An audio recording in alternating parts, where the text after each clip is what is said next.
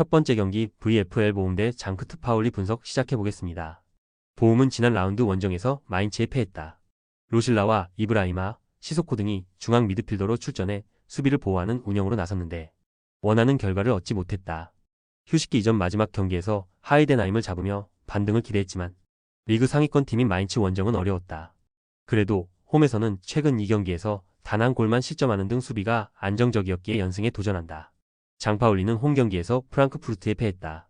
하우케 발과 네메스 등 맨마킹 능력이 좋고 제공권 장악도 잘하는 최종 수비가 강팀의 공격수들 상대로 안정적으로 90분을 소화하며 1골만 실점했지만 공격진의 마무리가 되지 않았다. 그래도 길라보기와 아폴라얀 등이 측면 침투로 기회를 만들며 반등의 가능성을 보인 것은 팀의 긍정적이다. 보움의 승리를 본다. 장파울리가 슈투트 상대로 원정 승리를 따내긴 했지만 이번 시즌 내내 원정에서 득점이 잘 나오지 않고 있다. 길라보기가 있긴 하지만 신하니의 부진도 걸린다. 로실라가 중원에서 점차 주도권을 잡을 것이고 브로신스키와 드윗 등이 공격적으로 기회를 노릴 보움이 승리할 것이다. 두 번째 경기 슈투트 가르트 대 라이프치히 분석 시작해보겠습니다. 슈투트는 재개된 분데스리가 경기에서 아우크스에 승리했다. 휴식기 이전 마지막 경기에서 장파울리의 일격을 당했는데 후반기를 기분 좋게 시작했다. 부상에서 돌아온 팀의 주포 데니스 운다브가 교체로 들어와 팀에게 승점 3점을 안기는 중요한 골을 터뜨렸고 결장이 길었던 이선 자원인 루얼링도 건강하게 돌아왔다. 이제 풀 전력을 회복했기에 선두권 추격을 본격적으로 노릴 것이다. 라이프치히는 난적 브레멘 상대로 사고를 폭발하며 승리했다. 장기간 부상으로 결장했던 네덜란드 국대 공격수 사비 시몬스가 복귀전에서 선발 출전해 두 골을 터뜨렸고 벤치 크랙 역할을 한 바움가르트너의 골도 있었다. 부상 여파로 미넨과 레버쿠젠 등 라이벌 팀들의 우승 경쟁을 바라봐야 하는 입장이었는데 다시 달릴 준비를 마쳤다. 접전을 본다. 라이프치히가 시몬스의 합류로 인해 반등의 기회를 맞은 것은 분명한 사실이다. 그러나 운다브와 루얼링이 돌아와 밀로, 피리히와 함께 공격을 주도할 슈투트 상대로 원정에서 경기를 주도하긴 어렵다. 슈틸러의 안정적인 중원 경기력도 나올 슈투트가 난적 상대로 홈에서 승점 1점을 추가할 것으로 보인다. 세 번째 경기 바이에른 미넨 대 호펜하임 분석 시작해보겠습니다. 미넨은 후반기 이후 재개된 리그 일정에서 글라드바흐에 승리했다. 글라드바흐도 좋은 경기력으로 안정적인 시즌을 보내고 있기에 원정에서 고전했지만 해리케인의 페널티킥 골로 승리했다. 사네와 올리세 등 선발 윙어로 나선 선수들이 수차례 기회를 놓치며 득점이 나오지 않았는데 리그 득점 1위인 케인이 팀을 위기에서 구해냈다. 시즌 초반 컨디션 난조로 인해 선발 볼란치 자리를 내줬던 고레츠카가 그의 이름값에 맞는 활약을 한 점도 인상적이었다. 호펜하임은 휴식기 이후 펼쳐진 첫 경기에서 볼프스부르크에 패했다. 크라마리치와 아담 흘로잭, 비슈프의 스리톱을 가동해 공격적으로 기회를 노렸지만 마무리에 실패했고 통안의 결승골을 허용했다. 그로 인해 강등권 순위를 벗어나지 못했고 남은 시즌에 대한 부담이 커졌다. 이 경기는 리그 최강팀을 원정에서 상대하는 일정이기에 공격 의사를 보이지 않는 수비적 운영을 할 것으로 보인다. 미넨의 승리를 본다. 노이어마저 12월 당한 부상 여파를 이겨내고 돌아온 풀핏의 전력이기에 홈에서 충분히 그들의 강함을 보여줄 수 있을 것이다. 호펜하임은 사마세쿠의 수비 보호가 불안하기에 고레츠카와 킴미히 등 당장 독일 국대 중원 조합으로 나올 수 있는 미넨의 중원을 저지하기 어렵다. 케인 외에도 올리세와 뮬러, 코만과 그나브리 등이 상대 수비를 몰아칠 미넨이 승리할 것이다. 네 번째 경기 에버턴 대 에스턴 빌라 분석 시작해보겠습니다. 에버튼은 지난주 있었던 FA컵에서 하부 리그 팀을 잡고 4라운드에 진출했다. 이 경기를 위해 어느 정도 로테이션을 가동한 경기였지만 승리까지는 무리가 없었다. 그러나 리그에서는 노팅엄과 보머스 등 상위권 팀에 연패하며 강등권 커트라인으로 추락했기에 반등이 필요하다. 골을 넣을 수 있는 아르만도 브로야를 비롯해 은디아예와 칼버트 루인 등이 경기 내내 홈에서 공격적으로 골을 노릴 것이다. 빌라는 레스터를 잡고 다시 상위권 추격에 나섰다. 뉴캐슬에 패하며 상위권과 격차가 벌어졌는데 두 경기에서 승점 4점 추가에 성공했다.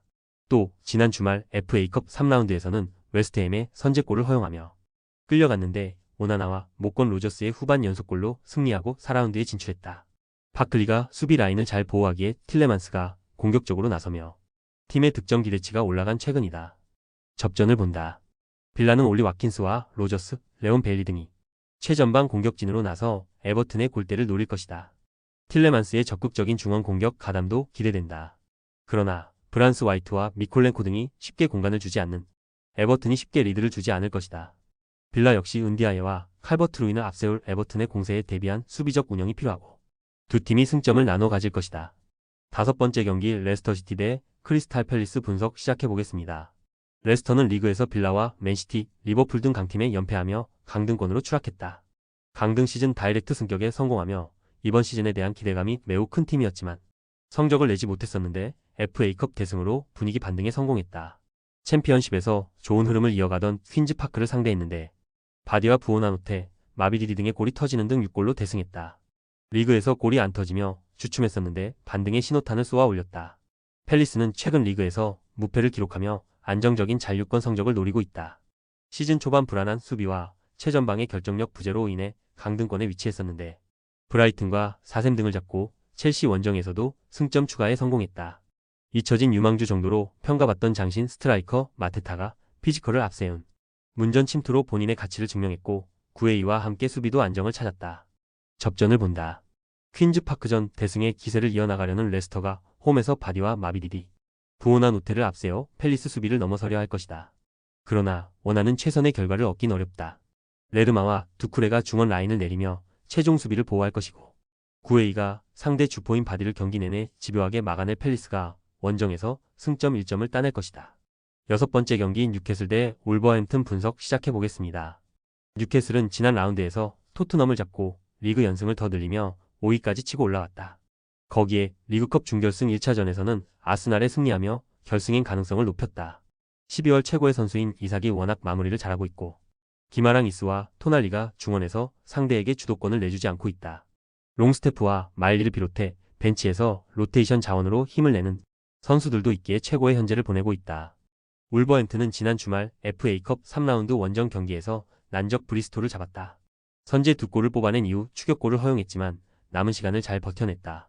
황희찬이 다소 부진하긴 했지만 아이트 누리와 고메스 등 측면 수비수들이 적극적인 공격 가담으로 골을 터뜨렸고 라르센의 전방 움직임도 좋았다. 단 리그에서는 최근 2경기 연속 승리를 따내지 못하며 강등권을 벗어나지 못했다. 뉴캐슬의 승리를 본다. 울버햄튼은 주앙 고메스와 도일 등 레미나를 대체한 중앙 미드필더진이 다시 한번 가동되며 수비 라인을 보호하려 할 것이다. 그러나 떨어지는 원정 경기력이 발목을 잡을 수 있다. 토날리와 기마랑이스가 상대 중원의 압박을 이겨내며 공격 전개를 책임질 것이고 12월 최고의 스트라이커인 이삭이 기회를 골로 연결할 뉴캐슬이 승리할 것이다. 조합은 아래 고정 댓글 링크로 편하게 말 걸어주시면 조건 없으며 스포츠를 좋아하시는 분들이라면 모두 환영합니다. 스포츠 당첨 어렵지만 그건 어떻게 하냐의 차이입니다. 두 눈으로 어떤 차이인지 직접 확인하시고 우리 모두 같이 승리합시다.